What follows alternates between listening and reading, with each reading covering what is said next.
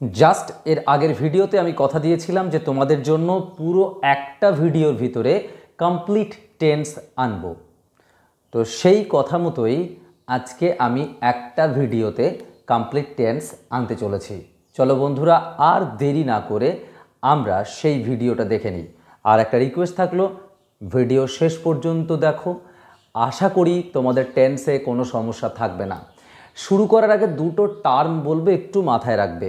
এক হচ্ছে third person singular number. Third person singular number হচ্ছে ফার্স্ট পারসন আই আর উই। আমি হচ্ছে সিঙ্গুলার, উই হচ্ছে প্লুরাল, অর্থাৎ একটা বোঝালে সিঙ্গুলার, একের বেশি বোঝালে প্লুরাল। আমি আমরা। সেকেন্ড পারসন হচ্ছে তুমি তোমরা। তুমি সিঙ্গুলার একজন, তোমরা অনেক বেশি, প্লুরাল। এবার থার্ড পারসন আমি আমরা তুমি তোমরা বাদ দিলে দুনিয়াতে সবাই থার্ড পারসন। আমি আমরা তুমি তোমরা বাদ দিলে সবাই থার্ড পারসন। একটা বোঝালে সিঙ্গুলার, একের বেশি বোঝালে প্লুরাল। সে একজন, রাম একজন, গরুটি একজন। একটা বোঝালে সিঙ্গুলার। আর একটা হচ্ছে সাবজেক্ট আর অবজেক্ট। বাক্যে যে কিছু করছে সেই সাবজেক্ট, আর বাকি অন্যান্য পার্ট যা থাকলো সেটা পরে। আর একটা হচ্ছে ভার্ব, যে কিছু করছে। ভার্ব সম্বন্ধে আমাদের একটা ডিটেল ভিডিও থাকবে, তবে তার আগে আমরা জেনে নিই কোনো কিছু করা, অ্যাকশান, কোনো কিছু হওয়া এবং থাকা, এইগুলো বোঝালে সাধারণত ভার্ব হয়। আমরা এখানে মেনলি ডু ভার্ব শিখছি, অর্থাৎ কোনো কিছু করা বোঝালেই সেইটা কিন্তু আমরা ভার্ব ধরে নেব। তাহলে এই কয়েকটা টার্ম আমরা শিখলাম। এইবার চলো আমরা ডাইরেক্ট ভিডিওতে প্রবেশ করি।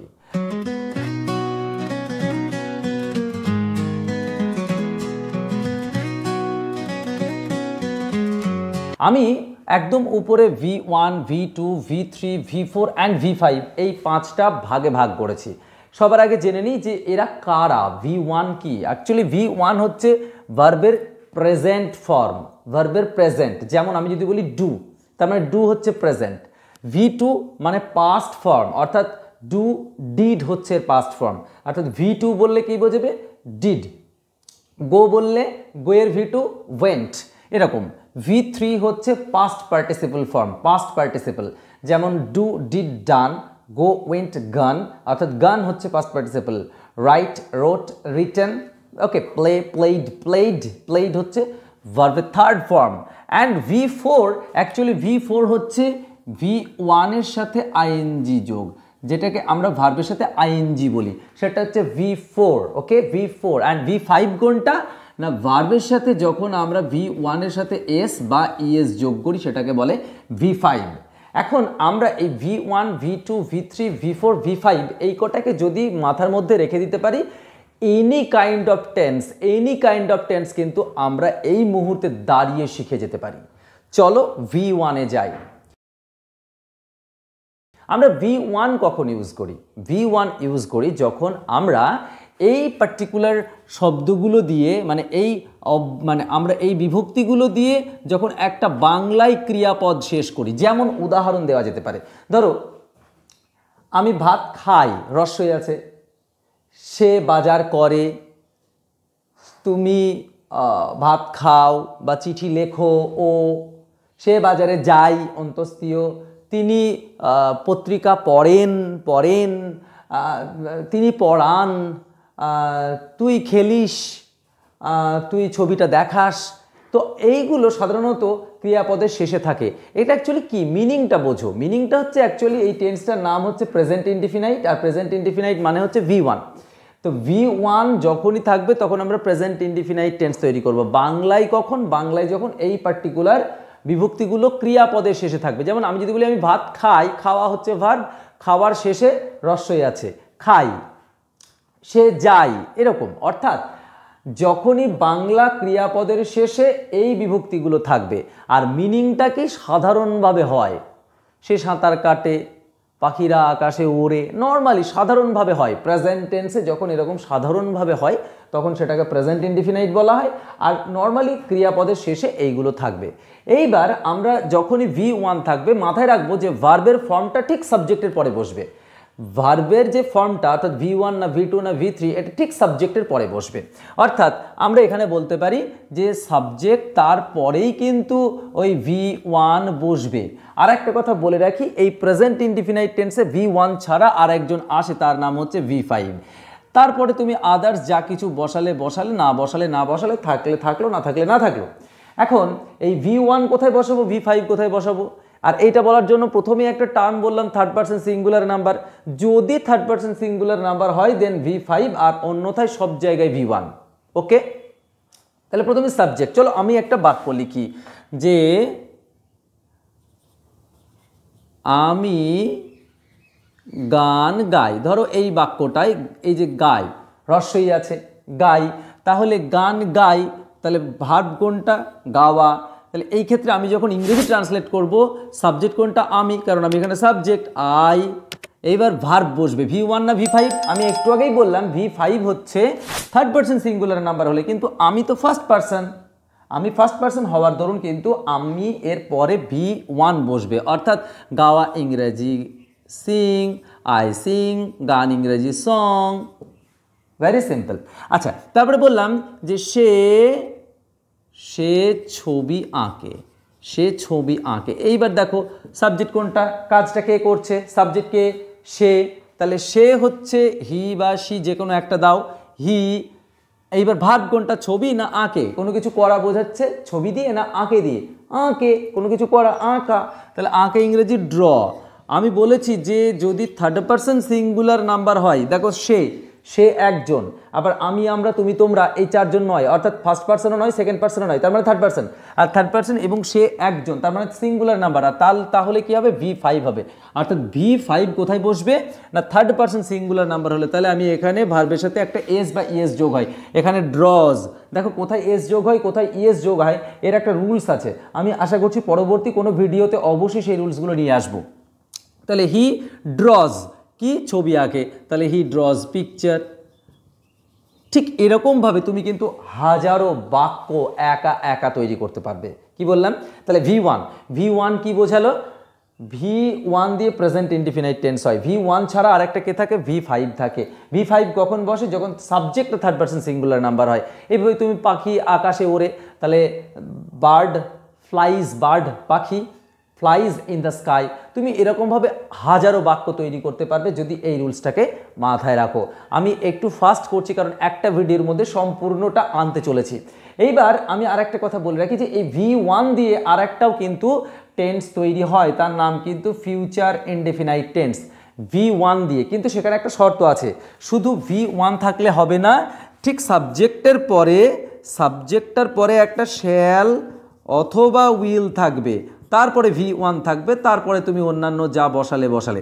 তাহলে এইবার কখন ফিউচার ইনডিফিনাইট টেন্স বাংলার ক্ষেত্রে যখন ভার্বের পরে ব, বে, বেন, বি থাকবে, ভার্বটার পরে, যেমন আমি ভাত খাবো, সে বাজারে যাবে, বে, তুমি গান গাইবে, তিনি কবিতা বলবেন, বেন। তো এইরকম যখন ব, বে, বেন, বি, তুই গল্প করবি, এই ধরনের যখন বাক্য থাকবে সেই ক্ষেত্রে ফিউচার ইনডিফিনাইট হবে, আর ফিউচার ইনডিফিনাইট হলে V1 দিয়েই বাক্য তৈরি হবে। আর আমি বলেছি ভার্ব সবসময় সাবজেক্টের পরে বসবে, সাবজেক্টের পরে বসছে ভার্ব, কিন্তু এই ক্ষেত্রে মাথায় রাখবো V1 দিয়ে তো প্রেজেন্ট ইনডিফিনাইট তৈরি হয়, তার সাথে সাথে V1 দিয়ে ফিউচার ইনডিফিনাইটও তৈরি হয়, শুধু তফাৎ হচ্ছে শ্যাল আর উইল। সাবজেক্টের পরে একটা শ্যাল বা উইল বসবে, আমি আর আমরা এই দুটোর ক্ষেত্রে শ্যাল, আই আর উই এই দুটোর ক্ষেত্রে শ্যাল, বাকি সব জায়গায় উইল। বললাম যে আমরা ইংরাজি শিখব, ধরো এরকম একটা বাক্য, ইংরাজি শিখব, তাহলে এই দেখো শেখার সাথে ব আছে, তাহলে এখানে সাবজেক্ট উইয়ের পরে অবশ্যই শ্যাল বললাম, উই শ্যাল শেখা ইংরেজি, learn, we shall learn English. তুমি এরকমভাবে হাজারো বাক্য তৈরি করতে পারবে। ভিডিওটা পজ করো, এরকম 10টা বাক্য লেখো, এটাই 10টা, সেগুলোকে ট্রান্সলেট করার চেষ্টা করো। আর অবশ্যই কোনো প্রবলেম হলে কমেন্ট বক্সে কমেন্ট করো। নেক্সট হচ্ছে V2। দেখো V2 মানে হচ্ছে পাস্ট ফর্ম, এটা পাস্ট ইনডিফিনাইট টেন্স তৈরি হয়, সাবজেক্টের পরে V2 বসবে, এইটুকু মাথায় রাখবে। কিন্তু সাবজেক্টের পরে V1 বসবে, অবশ্যই সাবজেক্টের পরে ভার্ব বসবে। আচ্ছা, এইবার কি বললাম না, V2 আমি এখানে লিখেছি ল, লে, লাম, লেন, লি, অর্থাৎ আমি খেলাম, সে গেল, তুই পড়লি, তিনি বললেন। ঠিক আছে, এই যখন হয় তখন কি হয়, V2। আচ্ছা, কেউ বলে আমি খেয়েছিলাম, পড়েছিলাম, হ্যাঁ ওগুলো পাস্ট ইনডিফিনাইটে করা যায়, কিন্তু আমি যেহেতু একটা ভিডিওর মধ্যে কমপ্লিট আনতে চলেছি তাই একটু ডিফারেন্ট বিষয় দেখিয়ে আমি কিন্তু করেছি। চলো, আমি বললাম যে আমি আমি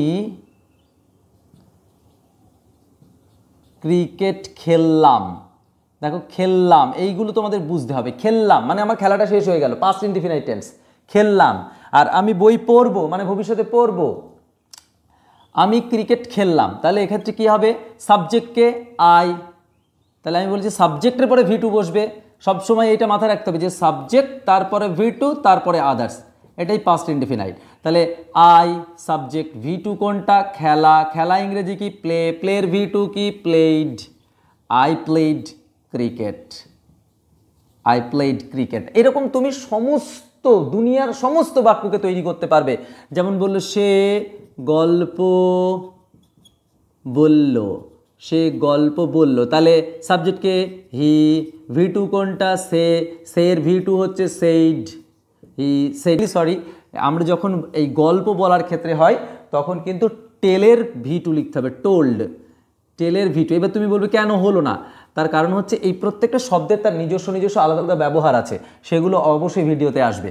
he told story, subject V2 others, just এইটুকু মনে রাখা, আর কিছু নয়। তাহলে present indefinite, past indefinite and future indefinite complete. এবার দেখো আমি V3 লিখেছি, মাথায় রাখবো V3 সবসময় টেন্সের ক্ষেত্রে পারফেক্ট টেন্স তৈরি করে, সেটা প্রেজেন্ট না পাস্ট না ফিউচার সেইটা ডিপেন্ড করছে আমার একটা স্ট্রাকচারের উপর। আমি কি বলেছি না সাবজেক্টের পরে ভার্বের ফর্ম বসবে। V3 কখনোই সাবজেক্টের পরে ডাইরেক্ট বসতে পারে না। কি বললাম, V3 সাবজেক্টের পরে কখনোই ডাইরেক্ট বসতে পারে না। তার জন্য কি করতে হয় না সাবজেক্টের পরে একটা হ্যাভ ভার্ব বসে। এখন তুমি বলবে হ্যাভ ভার্ব কি জিনিস, হ্যাভ ভার্ব হচ্ছে, শুনে নাও ভালো করে শুনে নাও, সাবজেক্টের পরে যদি হ্যাভ অথবা হ্যাজ থাকে, হ্যাভ অথবা হ্যাজ, তারপরে যদি V3 থাকে তাহলে এটা হচ্ছে প্রেজেন্ট পারফেক্ট টেন্স। সাবজেক্টের পরে যদি হ্যাড থাকে তাহলে সেটা past perfect tense.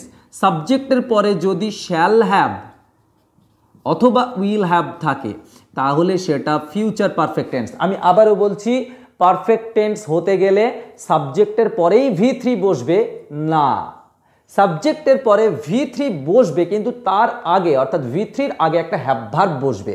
Have verb কোনগুলো, হ্যাভ ভার্ব হচ্ছে have has, had, shall have, will have. প্রেজেন্টে হ্যাভ হ্যাজ, পাস্টে হ্যাড, ফিউচারে শ্যাল হ্যাভ, উইল হ্যাভ। এবার আমার কথা হচ্ছে যে কখন বুঝবো present perfect, past perfect, future perfect. বাংলাতে যদি কোথাও এছি, এছো, এছে, এছেন, এছিস, অর্থাৎ কোনো কাজ করেছি, জাস্ট কাজটা শেষ হয়েছে, তার রেজাল্টটা এখনো বর্তমান। দেখো সংজ্ঞা মনে রাখবে না, মনে রাখবে কনসেপ্ট, কনসেপ্ট ক্লিয়ার করো, অল উইল বি ফাইন। ওকে চলো, বললাম যে সে গান গেয়েছে, গান গেয়েছে, দেখো গেয়েছে, এছে, গান গেয়েছে, গাওয়া যোগ এছে, গেয়েছে। সে কবিতা বলেছে, তিনি খাতা দেখেছেন, তারা বেড়াতে গেছে বা গিয়েছে, এছে। তো যখনই এই ধরনের হবে মিনিংটা হয় সাধারণত কাজটা হয়ে গেছে।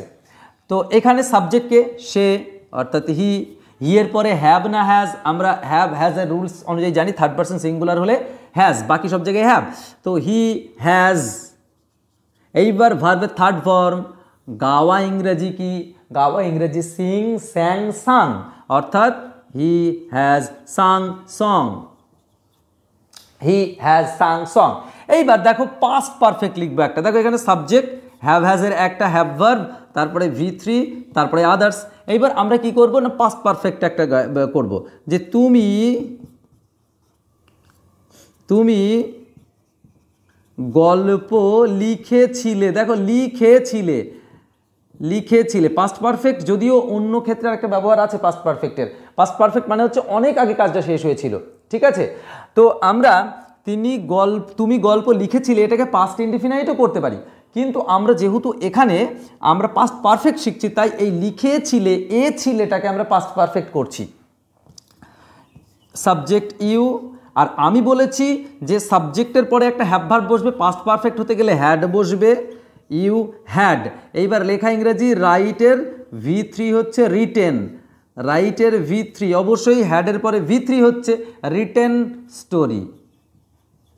ওকে, ফিউচারের ক্ষেত্রে কি হবে, যদিও ফিউচার পারফেক্টটা খুব কম ক্ষেত্রে ব্যবহার করা হয়, তবুও আমি বললাম তারা তারা সিনেমা দেখে থাকবে, দেখে থাকবে। দেখো দেখ এ থাকবে, আমি এখানে কি লিখেছি, এ থাকবে, এ থাকবো, এ থাকবেন, দেখে থাকবে, তারা পড়ে থাকবে, আমি বলে থাকবো, এ থাকবো, করে থাকবো, দেখে থাকবো। সো সাবজেক্ট দে, আমি কি বললাম, একটা হ্যাভ ভার্ব বসবে, তাহলে ফিউচারের ক্ষেত্রে হ্যাভ ভার্ব কে বসবে, শ্যাল হ্যাভ বা উইল হ্যাভ। দের পরে will have, they will have. দেখা, এখানে সিনেমা দেখার ক্ষেত্রে কিন্তু অবশ্যই ওয়াচের V3 হবে, ওয়াচড সিনেমা।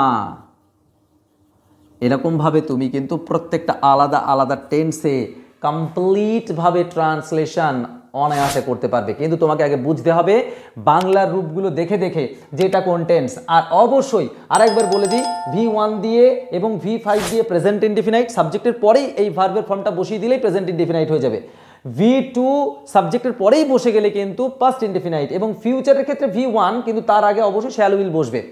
পারফেক্ট তোমরা দেখে নিলে যে তিনটে পারফেক্ট বাংলায় কখন হয়, বাংলাটা দেখে নিলেই ইংরেজিটা পারা যাবে, কারণ V3 সবার ক্ষেত্রে সাবজেক্টের পরে V3 হয়, কিন্তু তার আগে একটা হ্যাভ ভার্ব বসবে, আর হ্যাভ ভার্বের নাম অনুযায়ী কিন্তু প্রেজেন্ট না পাস্ট না ফিউচার সেটা আমরা কিন্তু নির্ধারণ করব।